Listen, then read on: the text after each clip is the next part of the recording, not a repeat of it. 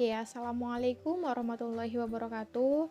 Kali ini kita akan belajar tentang usaha kesehatan gigi, mata, dan jiwa. Sebelumnya kita telah belajar tentang usaha kesehatan sekolah, maka di pertemuan keenam ini kita akan bahas tentang usaha kesehatan gigi, mata, dan jiwa. Oke, di sini usaha kesehatan gigi termasuk kegiatan yang kedua. Lalu di sini kita akan membahas tentang menggosok gigi dengan benar. Mulut adalah bagian utama yang harus kita jaga. Ketika berinteraksi dengan orang di sekitar, mulutlah yang pertama menyapa. Orang akan melihat kita berbicara dan melihat keadaan gigi kita.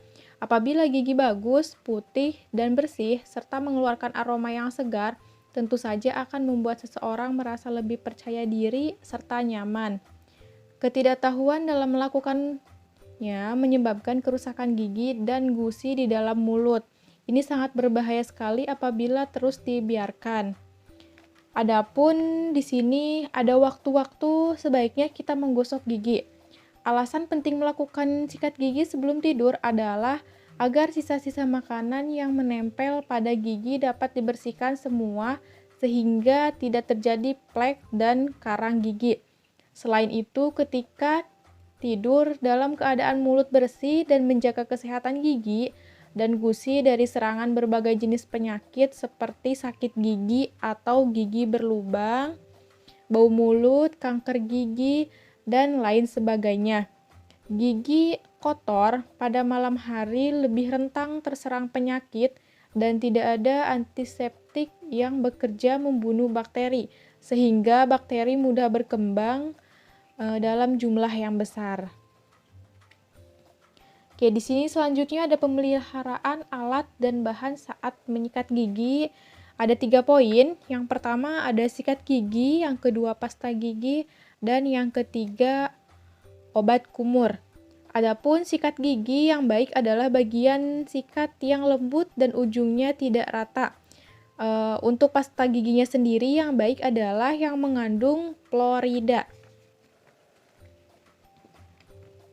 Sedangkan obat kumur kenapa kita harus menggunakan obat kumur? Karena berfungsi agar dapat membersihkan gigi 2 kali lipat.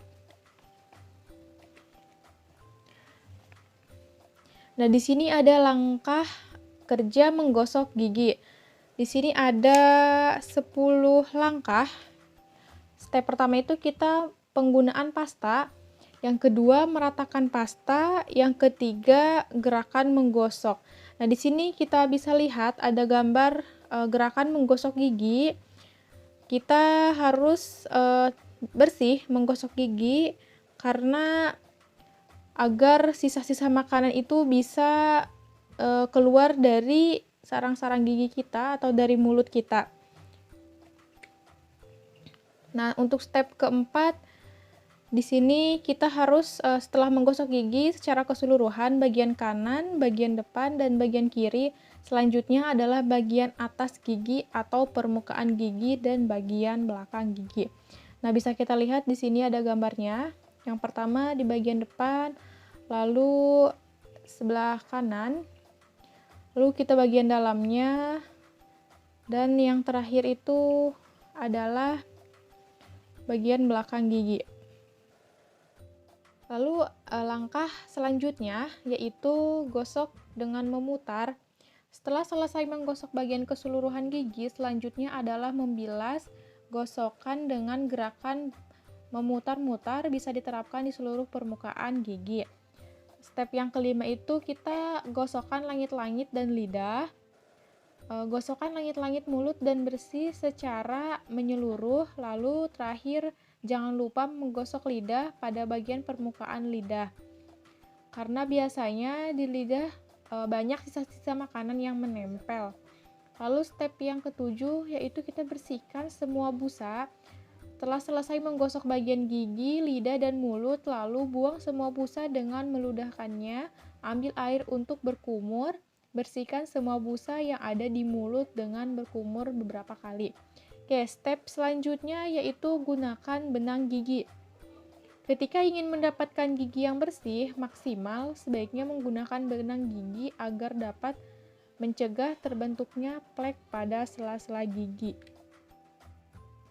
Lalu step yang ke-9, gunakan obat kumur atau opsional.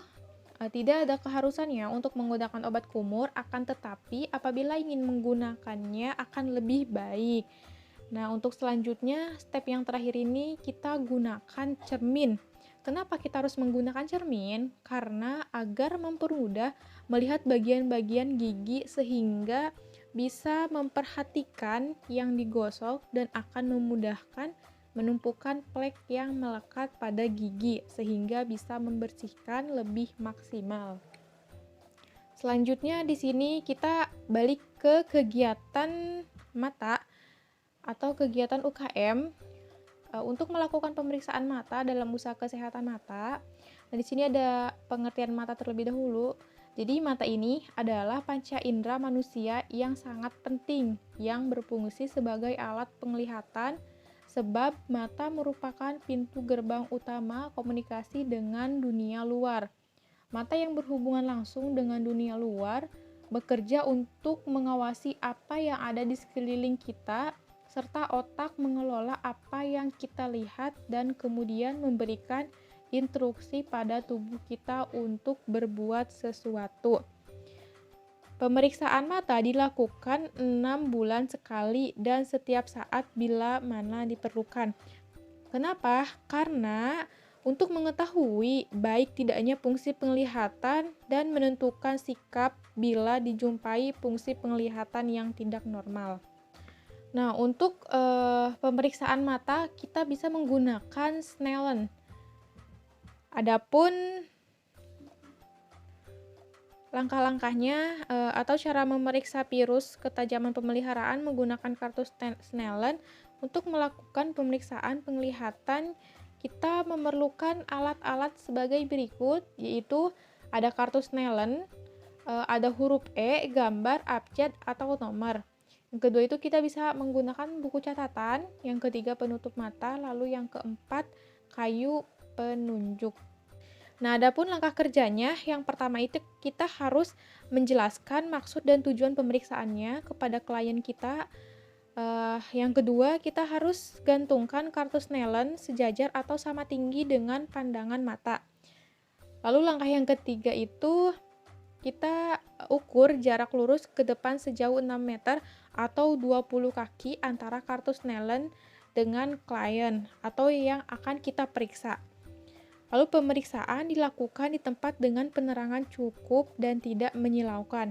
Oke, langkah selanjutnya, langkah yang keempat yaitu tutup mata yang satu serapat mungkin, tapi hindari penekanan pada bola mata. Perintah untuk membaca huruf yang ditunjukkan.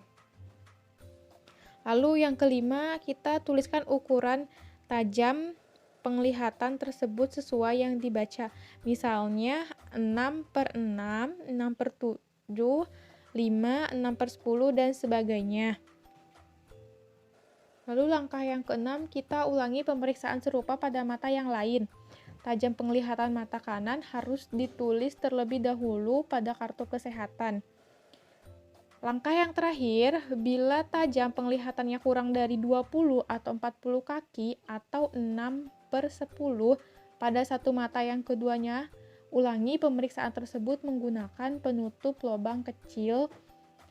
Bila hasilnya lebih baik, maka ini menunjukkan bahwa tajam penglihatan tersebut dapat diperbaiki dengan kacamata.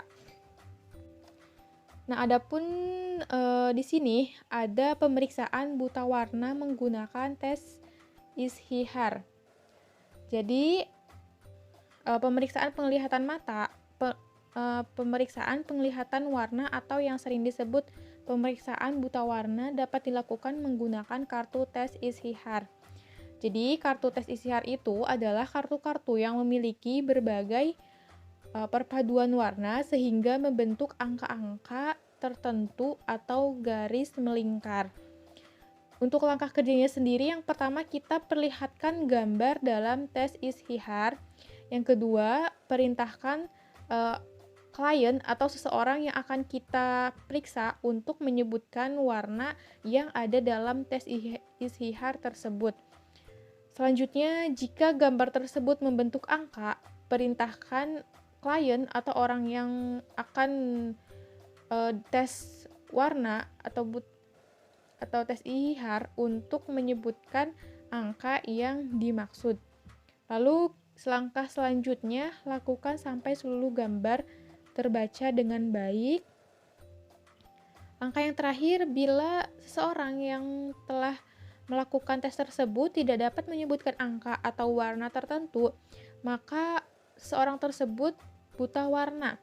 Buta warna sebagian besar karena faktor keturunan dan tak dapat diperbaiki atau diobati. Nah, di sini ada contoh dari tes gambar istihar, bisa dilihat. Oke, setelah kegiatan gigi dan mata, di sini selanjutnya kita akan ke penjelasan kegiatan kesehatan jiwa. Nah, untuk melakukan pemeriksaan kesehatan jiwa, frustasi dan konflik yang didapat dan dengan berbagai keadaan kepribadian dan lingkungan yang berlainan akan menghasilkan tingkat kesehatan jiwa tertentu yang masih dalam keadaan sehat jiwanya atau mencapai taraf keadaan jiwa individu sudah tergantung dari ringan sampai yang berat. Dari sekelumit kejadian dapat dilihat pentingnya mengetahui kesehatan jiwa bagi perseorangan maupun masyarakat demi tetap terpeliharanya keadaan jiwa yang sehat untuk melakukan tugas-tugas sehari-hari. Oke, cukup sekian materi pertemuan ke-6 ini tentang usaha kesehatan gigi, mata, dan jiwa. Mohon maaf apabila ada kesalahan kata, semoga dapat bermanfaat untuk kita semua. Saya akhiri, wassalamualaikum warahmatullahi wabarakatuh. Sampai bertemu di pertemuan selanjutnya.